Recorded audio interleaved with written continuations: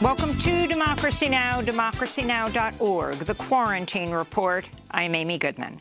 The House of Representatives has approved sweeping legislation protecting the right to vote. The For the People Act, also known as House Resolution 1, is the most comprehensive voting bill since the Voting Rights Act of 1965. It would curb partisan gerrymandering, provide automatic and election day registration, allow for 2 weeks of early voting and no excuse absentee voting, and it would provide publicly financed matching funds for congressional and presidential candidates. An amendment by Massachusetts Democratic Congressmember Ayanna Pressley to lower the voting age to 16 failed on the House floor. Another amendment to end the disenfranchisement of people who are incarcerated failed after 119 Democrats joined Republicans to defeat it. Missouri Democrat Cori Bush sponsored that amendment. More than 5 million people are legally barred from participating in our elections as a result of criminal laws. That is 1 in 44 Americans, 500,000 Latinx Americans, 1.2 million women, and 1 in 6 black folks. This cannot continue. Disenfranchising our own citizens, it is not justice. House Resolution 1 does grant people with felony convictions the right to vote after they've completed the terms of their prison sentences. Also on Wednesday, the House passed the George Floyd Justice and Policing Act. The legislation would ban police chokeholds and eliminate qualified immunity for officers. It also seeks to ban racial and religious profiling at certain no-knock raids and would set up a national database to track police misconduct. Both bills now head to the Senate, where they'll need 60 votes to clear the threat of a Republican filibuster. The Capitol Police Department says it has uncovered a possible plot to attack Congress today, less than 2 months after a pro-Trump mob attacked the Capitol. The threat of violence prompted House Speaker Nancy Pelosi to move up votes on police reform and voting rights to Wednesday evening and to cancel Thursday's session. Senate leaders, however, are proceeding with business today. Members of the QAnon conspiracy theory believe that March 4th is the true inauguration day when Donald Trump will be sworn in to a second term in the White House. On Wednesday, Texas Republican Congressmember Michael McCaul called on Trump to intervene. I think President Trump has a responsibility to tell them to stand down. This threat is credible and it's real. On Wednesday, the head of the D.C. National Guard testified Pentagon leaders put unusual restrictions on the deployment of troops to the Capitol complex ahead of the January 6th assault on Congress. General William Walker told a Senate panel it took over 3 hours to win approval from the Pentagon to send in National Guard soldiers after he received a frantic call from then-Capitol Police Chief Stephen Sund early on the afternoon of January 6 requesting help. That delay was even longer than previously reported. General Walker contrasted the response with the rapid and aggressive deployment of National Guard troops used to suppress Black Lives Matter protests in 2020. President Biden signed off on a plan to limit eligibility for a new round of stimulus checks as the Senate takes up its version of the $1.9 trillion coronavirus stimulus package.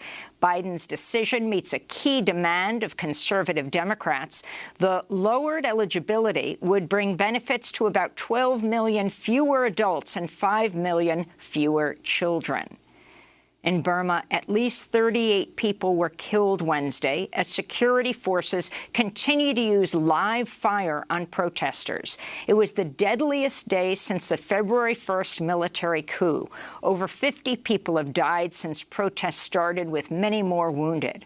A local group says some 1,500 people have been detained. The White House Wednesday did not rule out a military response to a rocket attack on a military base housing U.S. troops in Iraq. A U.S. civilian contractor died from a heart attack, but no other casualties were reported. This comes almost 1 week after Biden ordered a strike on Iranian-backed militant groups in eastern Syria without congressional approval. Meanwhile, Pope Francis is planning to travel to Baghdad Friday and is scheduled to meet with Grand Ayatollah Ali al-Sistani on Saturday. Some view the visit as ill-advised. In addition to ongoing violence, a surge in coronavirus cases has prompted lockdowns in Iraq. The Vatican's own ambassador to Iraq recently tested positive for COVID-19. Brazil reported over 1,900 COVID deaths Wednesday, breaking its previous record death toll set just one day earlier. Brazil has topped 250,000 deaths, the second highest in the world after the U.S. A highly infectious coronavirus variant that crippled the health system in Manaus has spread elsewhere in Brazil and has been identified in at least 24 other countries, including the United States. It appears to be more likely to reinfect people who've already had COVID-19.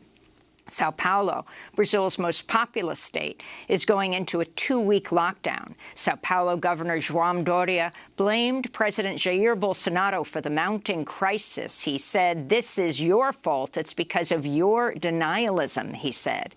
Vaccines being delivered under the COVAX initiative have arrived in several more African nations this week, including Kenya, Nigeria, Senegal, Rwanda, and Sudan. So far, some 10 million doses have been delivered to 14 countries as part of COVAX, which helps less wealthy nations procure vaccines. The United States recorded over 66,000 new coronavirus cases and nearly 2,500 COVID-19 deaths Wednesday. At the White House, President Biden blasted the governors of Texas and Mississippi for ending statewide mask mandates and limits on indoor gatherings. And the last thing we need is the Neanderthal thinking that in the meantime, everything's fine, take off your mask, forget it. Texas Governor Greg Abbott said Tuesday his state would end all COVID-19 restrictions by March 10th. On Wednesday, Governor Abbott accused the Biden administration of recklessly allowing asylum seekers to cross the Mexican border into the U.S., blaming immigrants for exposing Texans and Americans to COVID-19. The immigrant rights group Raíces tweeted, quote, "It's official. Despite all the scientific evidence, Republicans now believe that borders work better than masks when it comes to stopping COVID-19.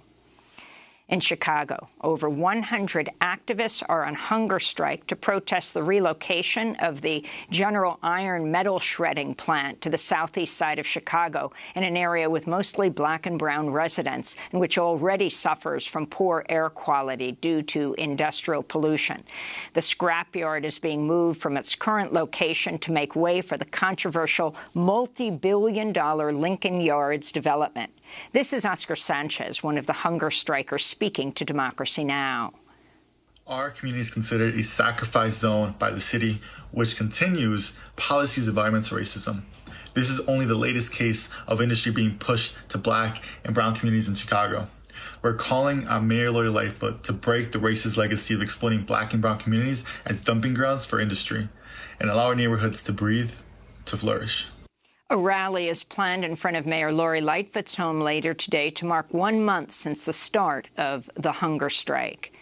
New York Governor Andrew Cuomo apologized Wednesday in response to multiple accusations of sexual harassment and unwanted physical contact. I never touched anyone inappropriately. I never knew at the time that I was making anyone feel uncomfortable. Governor Cuomo has now been accused of harassment by 2 former aides and unwanted sexual advances and touching by a 3rd woman, but has rejected calls for his resignation. New York's Attorney General is overseeing an investigation into the allegations. Cuomo is also under fire for covering up thousands of COVID deaths in New York nursing homes. Lawyers for renowned political prisoner and journalist Mumia AbuJamal confirmed Wednesday he has tested positive for COVID-19. This is Professor Johanna Fernandez making the announcement at a rally calling for his release. I just got a call from Bob Boyle, one of Mumia's, one of Mumia's attorneys. Mumia has COVID. He's in the infirmary. Their attorneys called our attorneys. He had gotten a rapid test, and they conducted another test, and it came out positive. So Mumia AbuJamal has COVID-19. 66-year-old Abu-Jamal suffers from several pre-existing conditions for which advocates say he has not received proper care. And country music legend Dolly Parton was vaccinated against COVID-19 Wednesday, less than a year after she made a $1 million donation to Vanderbilt University that helped fund research into Moderna's mRNA shot. Parton shared video of her inoculation on social media with the caption, "Dolly gets a dose of her own medicine." Well, hey, it's me. I'm finally going to get my vaccine. I'm so excited. I've been waiting a while. I'm old enough to get it, and I'm smart enough to get it. So I'm very happy that I'm going to get my Moderna shot today. And I wanted to tell everybody, I think you should get out there and do it too. I even changed one of my songs to fit the occasion. It goes, vaccine, vaccine, vaccine, vaccine. I'm begging of you, please don't hesitate. Vaccine, vaccine, vaccine, vaccine. Because once you're dead, then that's a bit too late. And those are some of the headlines. This is Democracy Now!, democracynow.org, the Quarantine Report. When we come back, Brazil is facing a growing crisis as COVID-19 deaths soar to record highs from an infectious coronavirus variant, bringing Brazil's healthcare system to the verge of collapse. Stay with us.